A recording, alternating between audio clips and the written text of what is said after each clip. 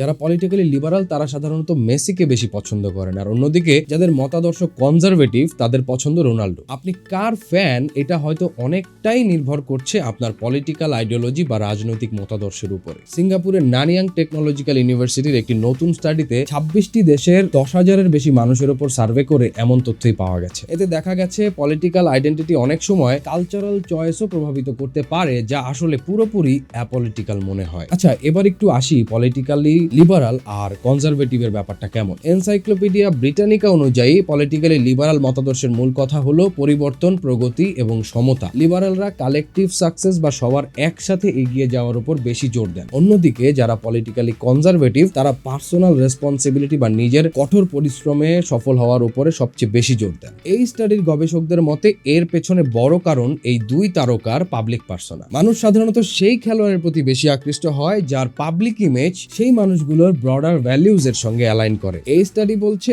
মেসির ইমেজ হলো বেশ শান্ত এবং টিম ওরিয়েন্টেড, আর রোনাল্ডো অন্যদিকে পরিচিত তার ব্যক্তিগত অ্যাম্বিশন এবং ইন্ডিভিজুয়াল অ্যাচিভমেন্টস এর জন্য। আবার এই সার্ভেতে মেসি অথবা রোনাল্ডোকে পছন্দ হওয়ার ব্যাপারটার সাথে মিডিয়া কনজাম্পশন হ্যাবিটস এরও সম্পর্ক পাওয়া গেছে। যেসব রেসপন্ডেন্ট খবর জানার জন্য টিকটক এবং ইনস্টাগ্রামের মতো শর্ট ফর্ম ভিডিও প্ল্যাটফর্ম বেশি ব্যবহার করেন তারা রোনাল্ডোকে সমর্থন করার সম্ভাবনা বেশি দেখিয়েছেন। রিসার্চাররা বলছেন এর একটি কারণ হতে পারে এই সোশ্যাল প্ল্যাটফর্মে রোনাল্ডোর স্ট্রং প্রেজেন্স, যেখানে ইউজাররা প্রায় তার কেয়ারফুলি ম্যানেজড পাবলিক ইমেজের সংস্পর্শে আসেন। সার্ভেতে আরো দেখা গেছে যেসব রেসপন্ডেন্টের সেলফ স্টিম কম্পারেটিভলি বেশি তারা রোনাল্ডোকে পছন্দ করার প্রবণতা বেশি দেখিয়েছেন।